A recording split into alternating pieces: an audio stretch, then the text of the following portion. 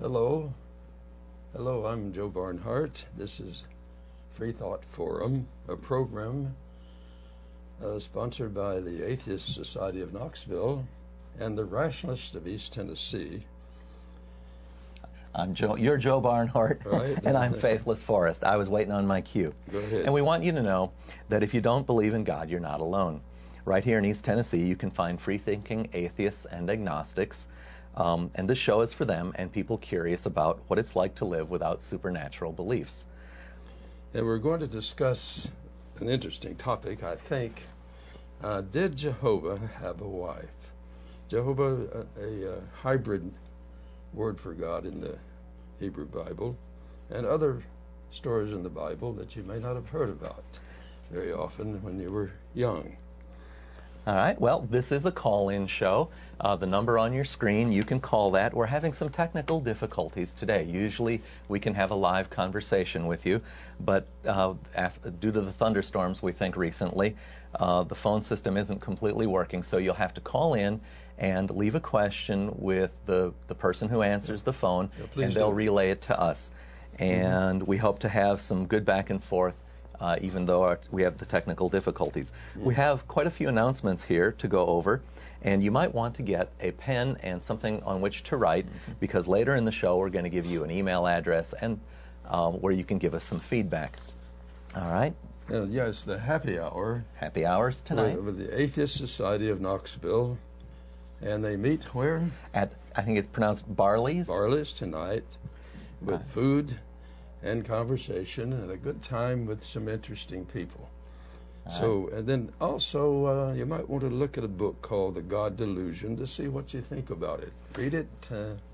And The God Delusion is pictured there right above Joe's head, and it will be on the table. That's how you find us at Barley's. Okay, I've got a book over my head, not a halo. Okay. That's right. Okay. Okay, let's get started. Well, we've got the Rationalist activities to announce. Good. The Rationalists of East Tennessee have is this book club? It's Understanding the History of Life and Living Organisms. It's a visiting lecture by Brian O'Meara from the Department of Ecology and Evolutionary Biology at the University of Tennessee. That will be Sunday, May 1st. That's and then Sunday, yeah. It's coming up. Then there is the annual public lecture. This is where the Rationalists bring in an out-of-town guest speaker, and that will be May 15th. It's Rob Boston. He's a senior policy analyst at Americans United for Separation of Church and State. He will speak on church-state separation and the challenges and opportunities which lie ahead. And that's unusual. That's an afternoon lecture. Most of our Sunday activities are in the morning. But that's 2 p.m. You can visit the website for the Rationalist Society of Knoxville to find exact times and locations. All right. Well, we've got several items in the news today. I want to mention, viewers, get out there and check your rain gauges. Texas Governor Rick Perry is praying for rain. In an official proclamation, the governor says, "I, Rick Perry, Governor of Texas, under the authority invested in me by the Constitution and statutes of the state of Texas, do hereby proclaim the 3-day period from Friday, April 22nd to Sunday, April 24th, 2011, as days of prayer for rain in the state of Texas. I urge Texans of all faiths and traditions to offer prayers on that day for the healing of our land and the rebuilding of our communities and the restoration of our normal and robust way of life." Well, the last report, the newspapers were saying that there's been less than 1/10 of an inch of rain since last October in Texas. And they really need rain in Texas. I remember many years ago, an fundamentalist evangelist, John R. Rice, did the same thing. I was in high school and I read his book then. I read a lot of John R. Rice in those days. And he and a group had prayed for rain in, I believe it was West Texas. And they eventually did get rain. In fact, if you wait long enough, imagine they that. got more than they wanted. It was just a downpour. But I was glad they did get some rain. Well, of course, you know, in the forecast for Texas now, they've got thunderstorms, of course, which bring heavy rainfall, cloud-to-ground lightning, and in fact, they're forecasting penny-size hail, and this was actually yesterday's forecast, I believe, and wind gusts of 40 miles per hour, and of course, we all know what wind does to wildfires. In fact, they've had a very bad wildfire in the Possum Kingdom, which is just west of Dallas. It's very bad. So they need rain. When I looked on the map, it was West Texas. Well, but you'll notice that his 3 days of prayer didn't actually bring them any significant rain, and I want to advise Governor Perry that in the future, before he prays for rain, he really ought to check the forecast. Now, this is, of course, we realize is no laughing matter. Yeah, but we object to the governor's appeal to the supernatural. Well, that's his appeal for votes primarily, I think. Well, but politicians use religion quite a bit, and we can't take this kind of thing seriously. What we can take seriously is the people who had their homes burned, and maybe the governor can do something using the power he has to do something rather which is to say here in the real world. Yeah. And what we want to say is we want to urge the governor to come to reality. Firefighters need adequate equipment, and they need adequate training, and they need to be present in adequate numbers. Making these things happen are the sign of a vigorous and responsible government which will better protect its citizens. Faith-based firefighting will fail. Yeah, that it's unfortunate because that's such a beautiful place out there, the people losing their homes. I have visited West Texas a few times myself, and as a boy growing up in Minnesota, I'll say that it's a different place. It's a different place. Well, and there's something very romantic about is it Marty Robbins' song, Out in the West Texas town of El Paso? And it was a delight to visit it and explore the Franklin Mountains. And this is only about 10 hours from El Paso. Yeah, well, Texas is a big place. Yes. Okay. Well, let's get back to the topic. Well, we have a few more. We have several more news items, Joe. We've got in the news. We've got a movie that is of interest to many RET and ASK members. It's recently come into the theaters. Atlas Shrugged. This is by I believe her name is pronounced Ayn Rand. Ayn Rand. Yeah. Okay. And many RET members I know credit Ms. Rand with freeing them from supernatural she grew up shackles. in Russia. Really, yeah. Yep. And there's somewhat of a, I may be expressing my bias, there's somewhat of a reactionary stance she takes. She grew up with the extreme left wing and became, in my opinion, in politics, the extreme right wing. But that's beside the point right now. Yeah. Have you actually read Atlas Shrugged? I'll confess I've not. Yeah, it's hernia size. And it's had an enormous influence on people. Oh, yes. I'm not greatly impressed with it, but it is important as, in some ways, as a historical document. It's so influential. Oh, yes. And she was the one who wrote later The Virtue of Selfishness, which is... the virtue of selfishness was a... He borrowed that from her. I mean, that was her... The Virtue of Selfishness is a collection of short essays that she and another author put together. Yeah. And it was one of the books of the month for the Rationalists of East Tennessee. Yeah, I remember. I spoke to the Rationalists long ago on the difference between selfishness and self-interest. I differ strongly with Ayn Rand on this. I think if you don't know the difference between self-interest and selfishness, you miss the Grand Canyon. Well, but that's another ball game, I guess. Yeah, I would have initially thought she chose that title just for sensationalism, but after reading it, I felt that she had a rather disingenuous application of the word. Yeah, I think so. I just think she had no... she didn't have a grasp of ordinary language, in my opinion. And the word selfishness is a very useful word to describe some people, and mostly people you want to watch out for. Yes.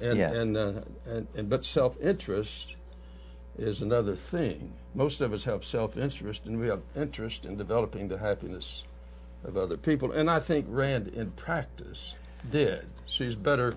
She's like Billy Graham. She's better than her preaching. Better. Okay.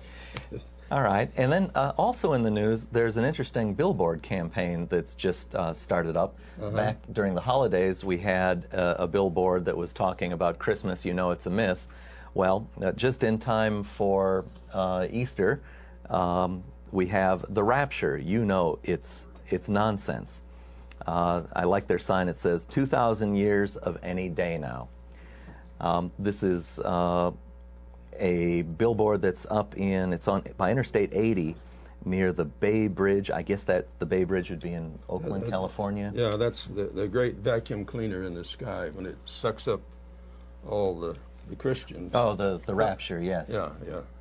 All right. And leaves others with their animals down. Okie doke. And we're getting to the end of the announcements. One more thing.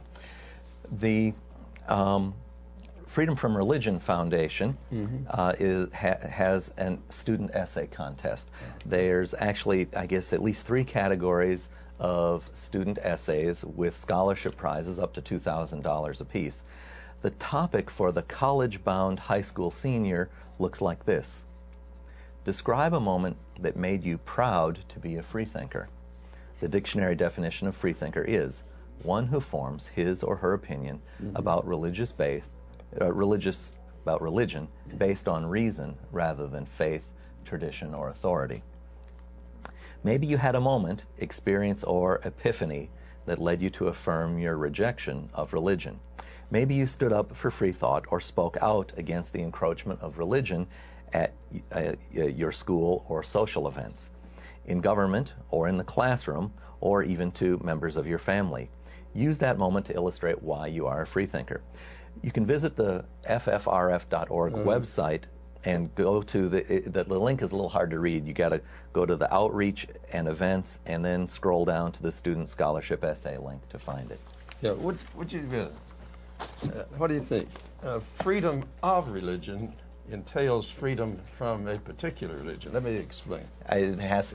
Go on, Joe. Yeah, if you're going to be a particular kind of Christian and commit to it, then you're freedom from, say, another kind of Christianity, or freedom from Islam, or Judaism, or, say, the Mormon religion. So all religions have freedom from these particular religions so that they can have their own. So what freedom from religion means for some is they don't want any particular religion at all.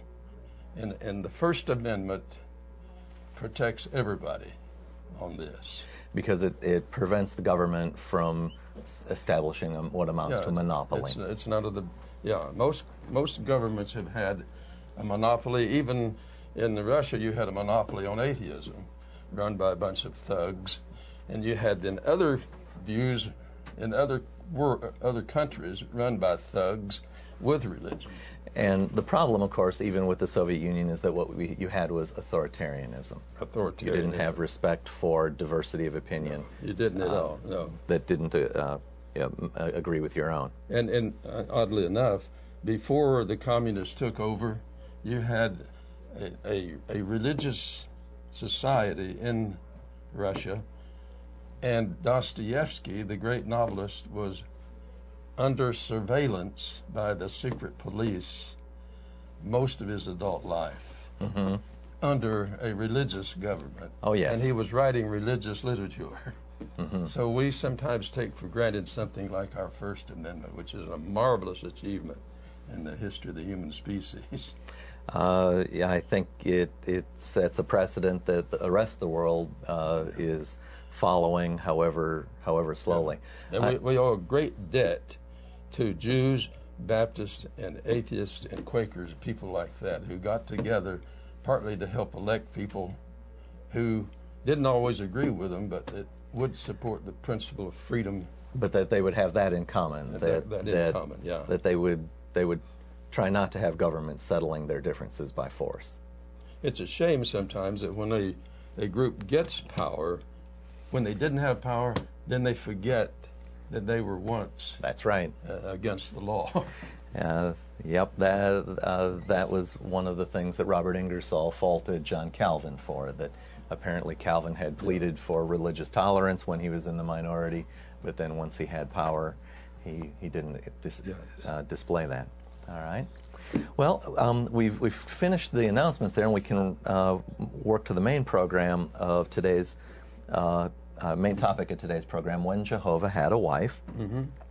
And I first learned about this at an RET event when one of our members made a fascinating program for us called "What Atheists Should Know About the Bible." Mm-hmm. And although many of our members come from a tradition of belief, some of us don't, and some of us maybe didn't have a lot of schooling. And I guess I've heard that in Catholic homes they're not studying the Bible very, very strongly.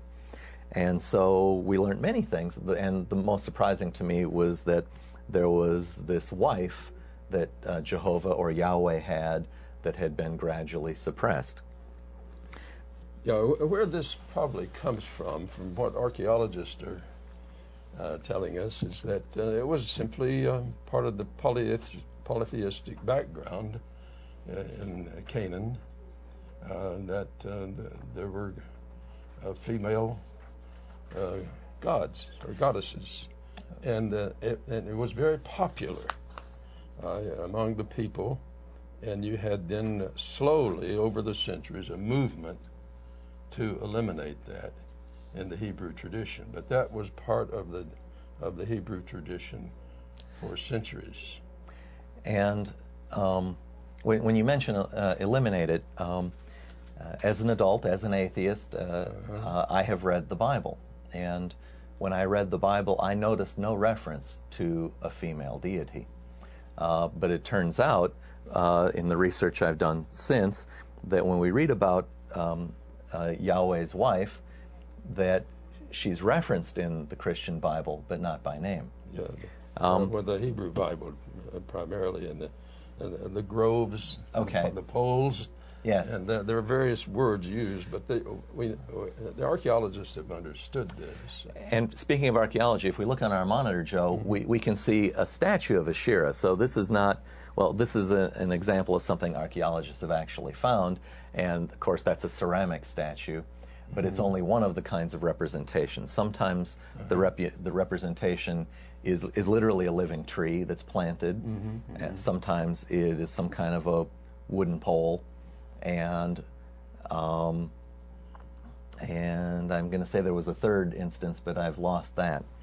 So, well, you mentioned when you see the word groves in the, that was it. Yeah, in the King James translation.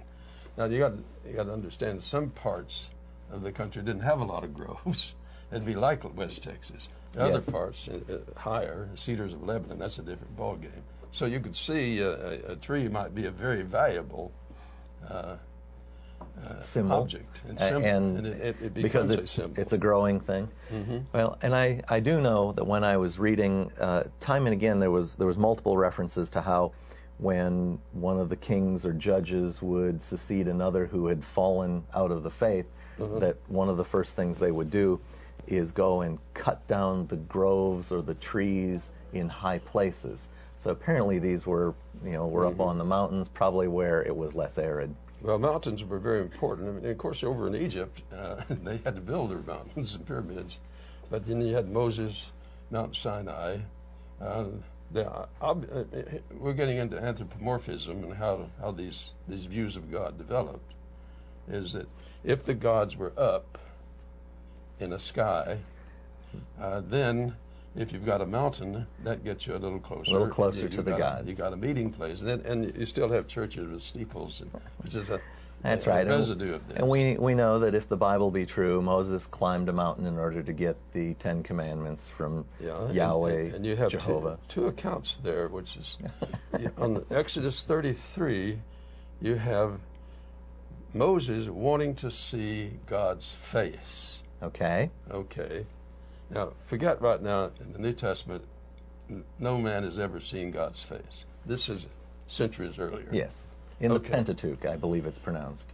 Well, the Pentateuch, the first 5 books. And this is in the book of Exodus 33. He wants to see God's face. Now, earlier it says he talked with God face to face. But you have various traditions, and the writers later tried to put all this together. But in this case, the God says, no, you can't. You can see my back part when I pass by. That's right. But you have other passages in which people seemingly did talk and eat with God. Mm-hmm. And that's part of what's called anthropomorphism. Yes. Having a view of the God that is a kind of an idealized human being. Even in Daniel, you have God as the Ancient of Days, and his hair is like a lamb's wool. It's white. Okay. And they thought of God often, well, as a wise old man.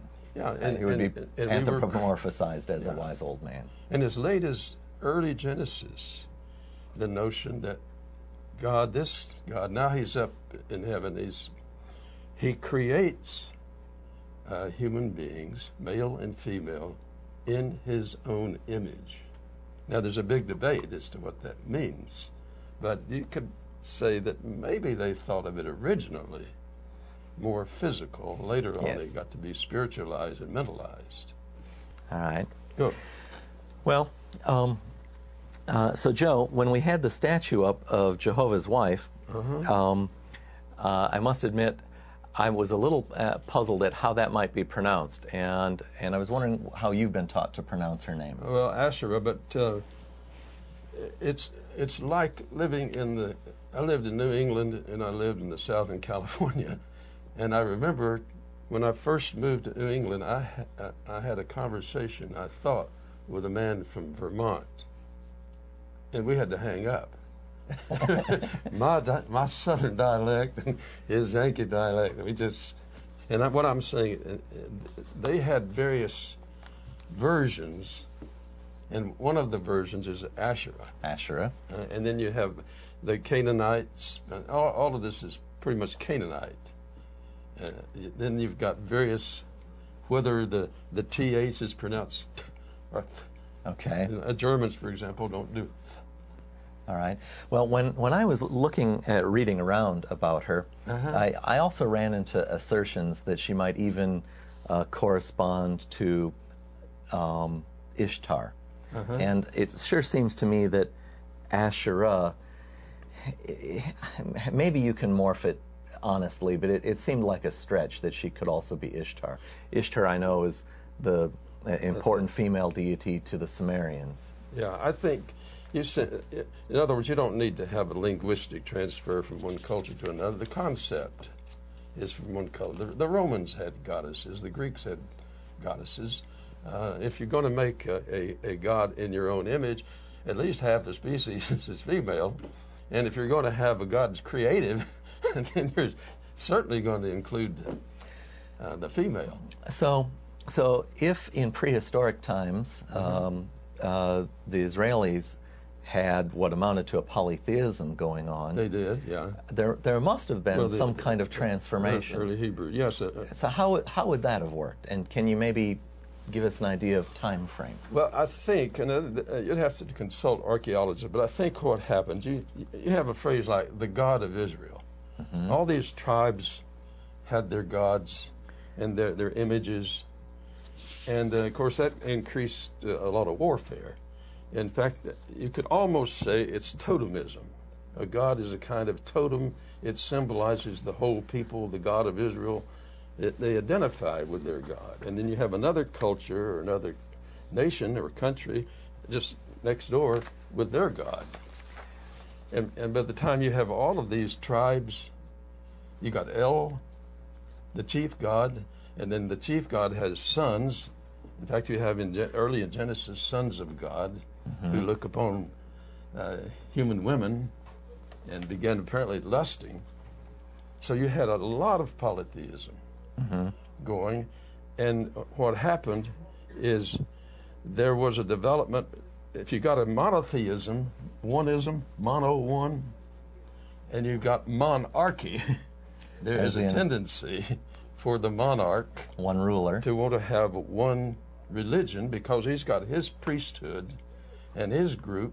You had church state togetherness, And so it's like Constantine in the Roman Empire wanted to try to get Christianity as the state religion. So in those days you had the building of a temple, see, in Jerusalem with David. David couldn't do it, but Solomon. So what time did. frame would that have been? Well, David is this is after the Exodus and everything now. Okay, you're talking David is about 1,000, so we're getting the building of the temple in about 900 and something. Okay, that 900 BC. Okay. And then when in 722 the Assyrians come in and conquer the northern kingdom, take away captivities, that changes the religion quite a bit. And then the southern kingdom, where Jerusalem and the temple is 586 BC. And what happened in 586 BC? Well, they get their temple sacked. Okay. They get the priesthood, they get captured. They go to Babylon, and there they don't have their temple. They get more of a scripture or a book religion. Okay. And they've got to start compiling scriptures.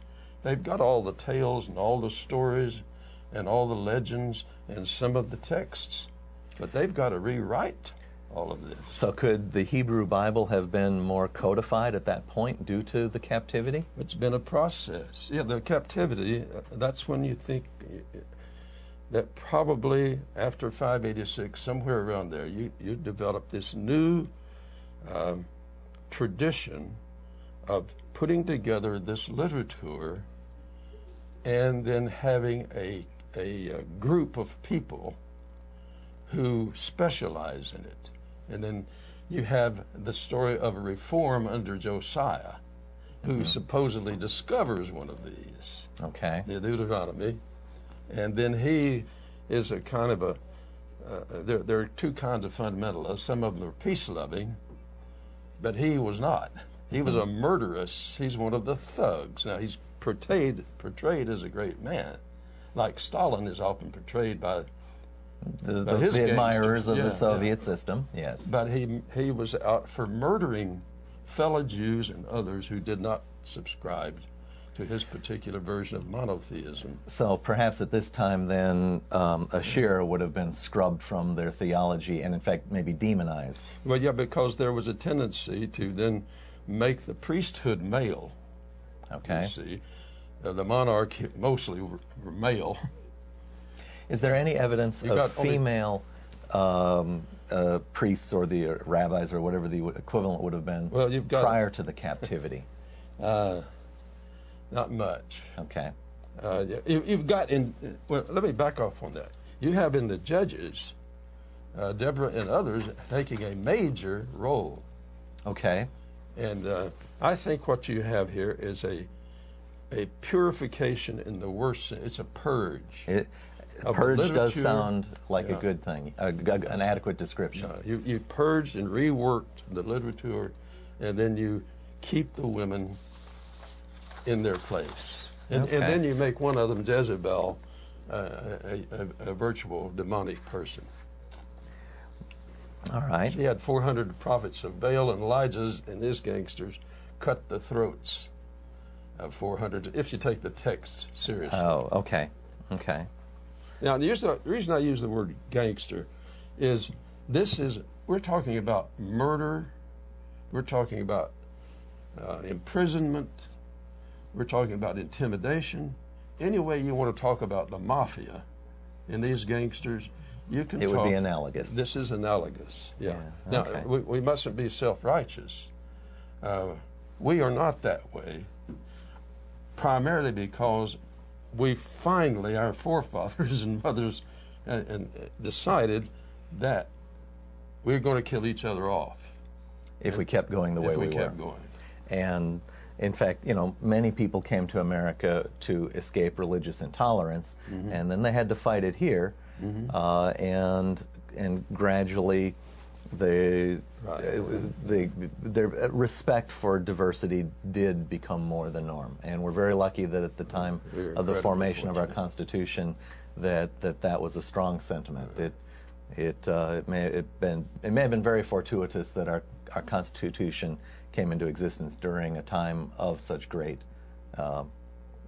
forbearance to keep the government out of it. You know, Washington and Jefferson and Franklin, Madison. Madison was an incredible guy, understanding that this First Amendment was needed.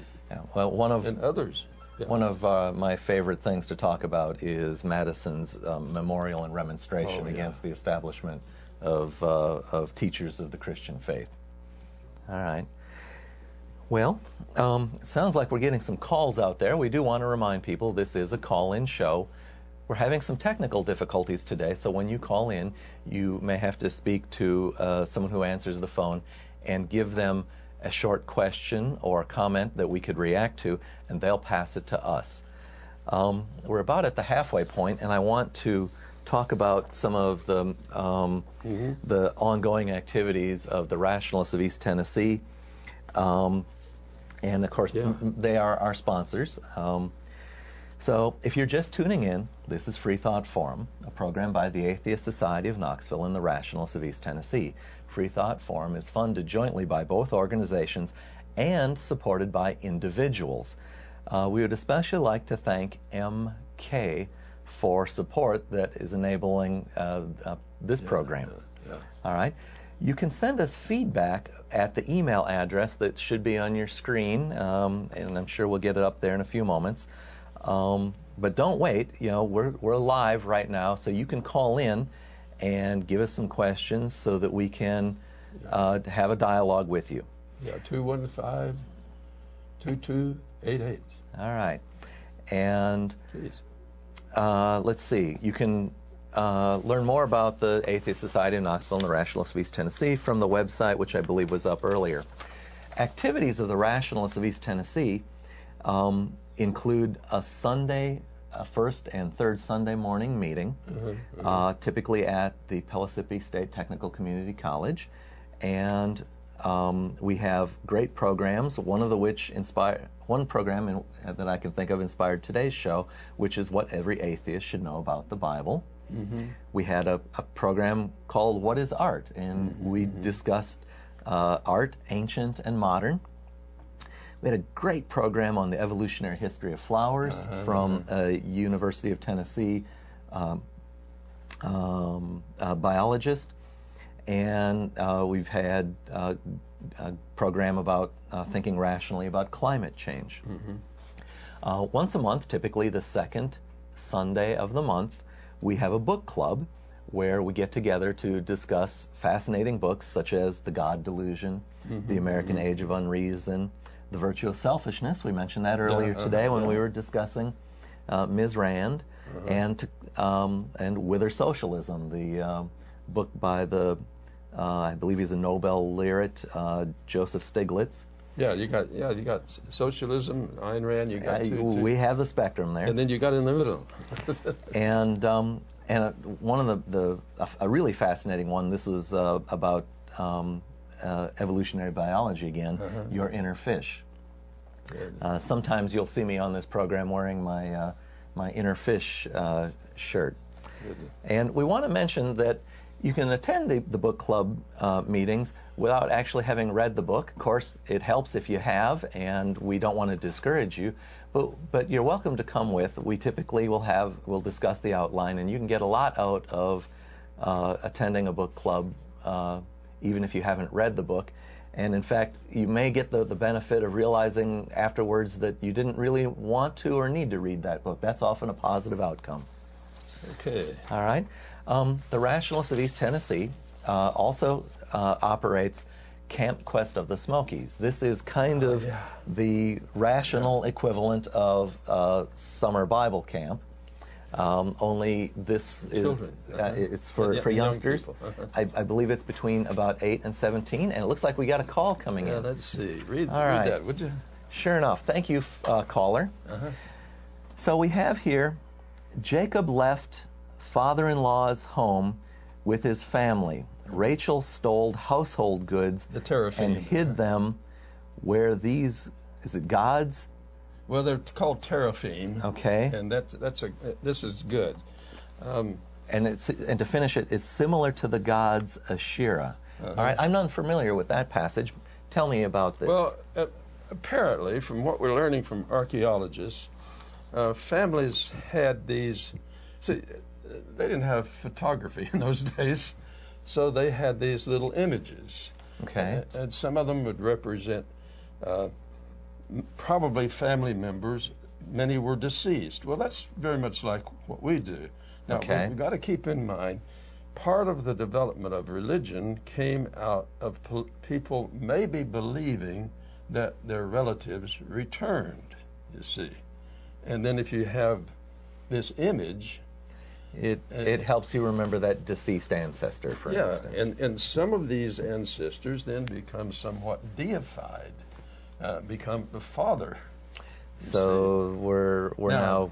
Now, when you had the Reform movement, they, among the, in the post-exilic time in particular... You'll have to explain post-exilic to me. Well, I should have, yeah, after 586 in particular. Oh, post-exile. Yeah. Got it. Yeah. Then, after then, there developed strongly a notion to do away with all images of any deity. They even have the first commandment, thou shalt have no other gods before me. It's already presupposing gods. Yes. But this is a movement. Now, what I'm trying to argue is these. Now, I want to be careful how to put this. I'm a humanist. I see these as my fellow human beings who inherited their anthropomorphism and tried to live with it the best they could because that's all they had. The same as we have. What do we have today? And so they kept refining it and reworking it. They had all of these gods, and then you have others with other gods, and that's going to raise questions, you see. Now, one way to handle that is say, well, you've got your God, and I've got, and it's a kind of relativism, but in the Roman Empire, it worked in terms of politics. That's before Constantine. You just had your religion, you have yours, and you have yours, and as long as you pay tribute to the Caesar, and you could do that with tongue-in-cheek, then you can survive. Now, some of the Hebrews couldn't do it tongue-in-cheek, and I respect them for that. They were saying, we've got our religion, why should we have to lie? Now, that meant you had persecution. But in the antiquity, you had these images, these teraphim. Some of them were gods, some of them were ancestors, some were like pictures they carried with them because they meant something to these people. And so in this passage in the Bible where Rachel stole them, is that portraying her as doing a righteous thing to steal them and destroy these things? She's leaving home, and she's taking it with her. So she's taking it for sentimental? Is that the point of the story? Well, the story doesn't tell you enough to know what the motives are. But if you do a cultural analysis and try to say, well, it was something dear to her. Okay. You see, the same as if I move, I want to take the pictures of my mother and my wife and my father, and these are all meaningful to me. Okay, so the point of the story wasn't that she was destroying images of rival gods, and that therefore she was I don't think doing the will of Yahweh. Well, okay. Yeah. See, later on, people started interpreting these things as a rival to Yahweh. And in other words, if you got loyalty to this and loyalty to that, and then you're a priestly group, you want more loyalty for your group, then you're going to demonize them, as it were. Okay. Well, thank you, caller, for giving us that question. It caused me to learn a little something. I'm glad I have Joe here. Joe, you've taught in religious schools all of your career? No, how did that work? I taught 4 years at University of North Texas. They wouldn't define that as religion school. Okay. But they had a department of philosophy and religion. And you were in that department? Yeah. Okay. And I had perfect freedom. I was, okay. As long as I did my job. All right. Well, today's topic was... I taught also in two Baptist schools, and I had, and one of them in particular, I had all the freedom I wanted. All right. Well, today's topic, though, is Jehovah's wife and other Bible stories that your parents didn't tell you. And members of the Rationalists of East Tennessee and the Atheist Society of Knoxville had sent in on our email lists some of the ideas they had for things that they were never told when they were young. And I want to read a few of these, and maybe you can comment on the message in some of this. So we have a passage where God burns 2 young men alive for daring to burn strange incense unto the Lord. Apparently this is Leviticus. Nadab and Abihu, the sons of Aaron, took either of them his censer and put fire therein and put incense thereon and offered strange fire before the Lord, which he had commanded them not. So the Lord went out fire from the Lord and devoured them, and they died before the Lord. So what was the message there? Why strange incense? Well, okay, let me see if I can get the logic of it. Here you have a deity, okay? Now, a deity has a characteristic, will have characteristics or attributes, and they won't take just any old thing, you see. And it depends on the god. Some gods might take a sacrifice of a mule. And others would not take a sacrifice of a pig. In the same way with incense. So had Jehovah given them fair warning that this was the wrong incense? Well, or did he merely punish them after the fact without explanation? In my opinion, the priest and those in charge of this, Yahweh or Jehovah or Elohim didn't give any opinion at all. All of these are human beings speaking as if they're talking for a God. Maybe they believed it, maybe they didn't. But they're giving certain prescriptions as to what they think the deity must have. So my question to you, I guess, would have been, would the Bible have given them fair warning? Or was this a kind of was this their last surprise in life? Well, it depends whether or not the message gets communicated well. And also whether or not the priests, those in charge, want to make an example out of some people. And for example, in our society, why is it we burned witches so well? In the Bible it says, "Thou shalt not suffer a witch to live." It doesn't exactly tell us how to diagnose witchery, by the way. Well, they're females, and they okay. And even in our country, in Europe, they tended to be women that didn't have a lot of protection. Yeah. And I'm suggesting the possibility. Okay. You have this here. All right, well, another member makes mention of how when Moses came down from the mountain and finds his people have created the golden calf or the molten calf. And now in the Charlton Heston movie, he throws the 10 Commandments at them and the commandments burst and the calf is destroyed. But as I don't recall in that movie that they then went into detail what the Bible tells us. Well, he is quite angry. And this, see, fits with the theory, is this what you have here is a control. See, for one thing, whether or not any of this happened, that's a big issue. It's like I believe it's fable as well. Okay, but we're talking about what is the fable. Okay, so what does the fable say? In the story, the whole point of the fable, it seems to me, is they're trying. The writers are trying to develop a control literature. In other words, they're trying to define what is the right thing. Let's not interpret for a moment, but for our listeners who actually haven't read that part of the Bible, what happens after Moses throws the 10 Commandments at the calf?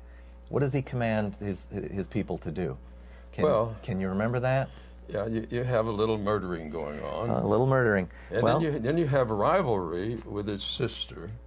Okay. And she's the one who conveniently gets swallowed up in the earth. That's right. The earth opens up and swallows a whole bunch. We have passages where it says, "Every man his sword by his side, go in and out from the gate, and through the gate, and the gate throughout the camp, and slay every man his brother, and every man his." Yeah, if you want to companion, and every man his neighbor. Oh, yeah. So that's a story that they don't often teach. That's one of these stories that our parents don't tell us was in the Bible. Yeah, you have one fella who, Phinehas, who kills a fella Hebrew because he marries a foreign woman, just murders her. Yep. You have a lot of murder in the Bible. Sometimes you might not want an early child, too early to read this without guidance, that some parts of the Bible are so violent, and then you might not want them to read the book of Revelation. Well, in fact, I want the readers to know that this program we do on community access television, and we have content standards where we're not to talk about, grossly violent things or evil things or sexual things. There are parts of the Bible we can't read on this program because it's not a PG program. You have to say this for the Hebrew redactors or editors. They did not smooth out the stories in many cases. Now, the reason, I think, is partly those stories were so deeply entrenched as part of the tradition. If they had to have the literature, what they did is take the tradition and rework it to try to fit their theory. And all nations, by the way, tend to do that, and all cultures tend to do that. Well, Joe, by my reading of the Bible, and as I read it, I tried to give it always as charitable an interpretation as it was possible to give.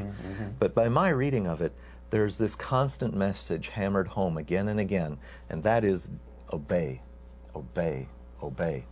And if you think and reason, it can bring you to grief. The Israelites were commanded by Moses to go and kill the, I think it's pronounced Midianites. This is Numbers 31.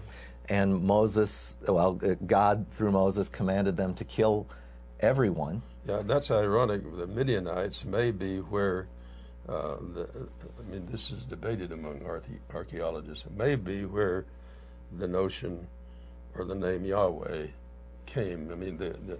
Linguistically. From down there in the southern part.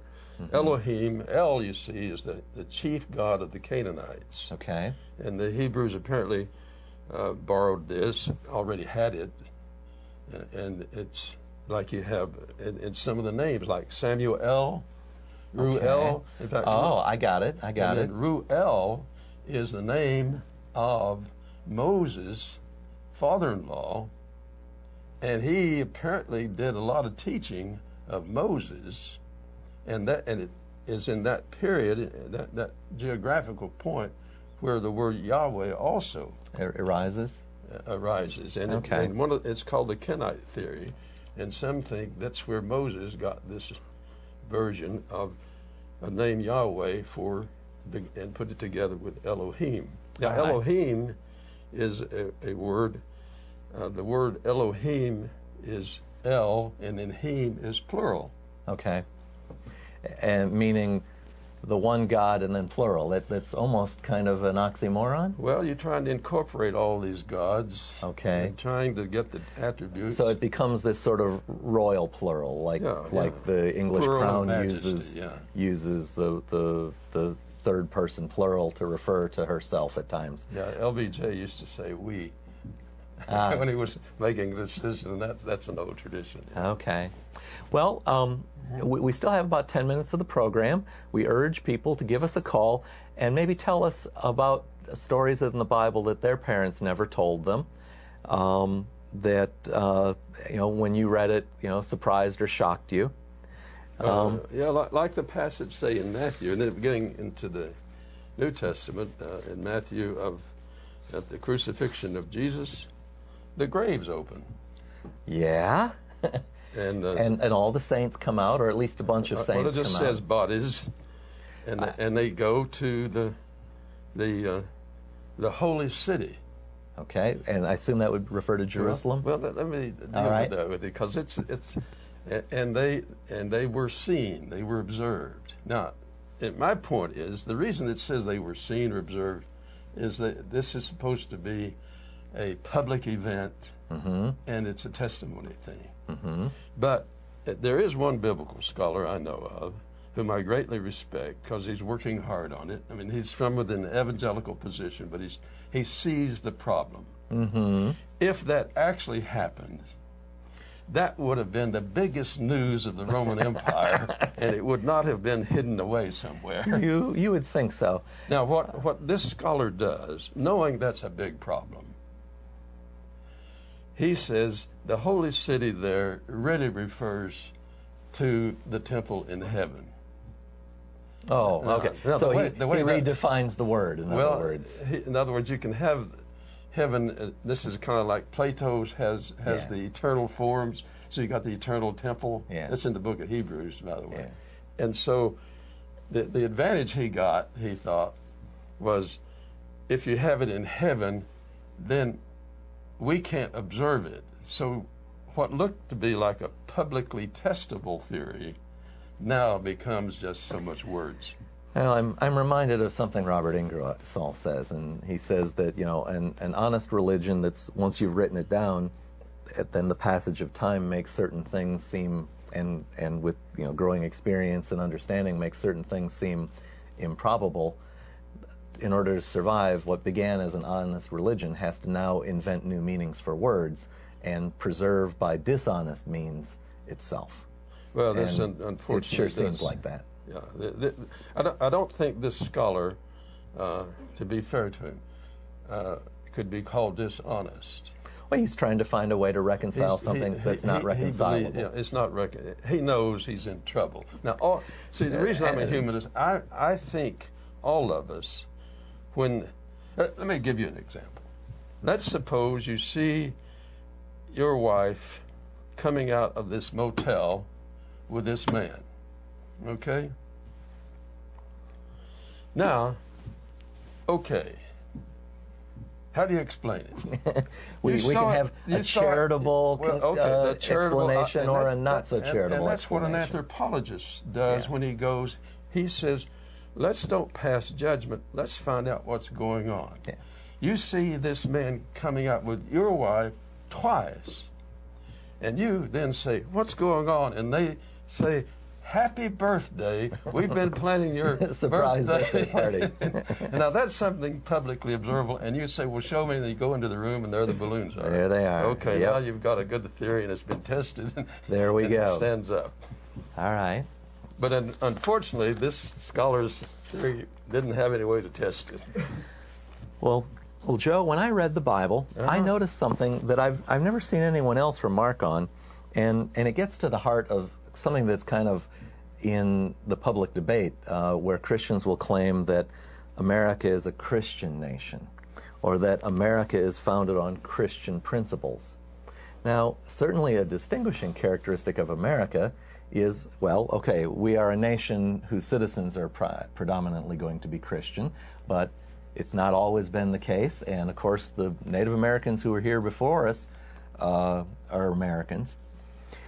So when I read the Bible, I was surprised when I ran into a passage in, I guess it's Samuel, where Samuel was getting old, and he appointed his sons to be judges. They're kind of his heir apparent.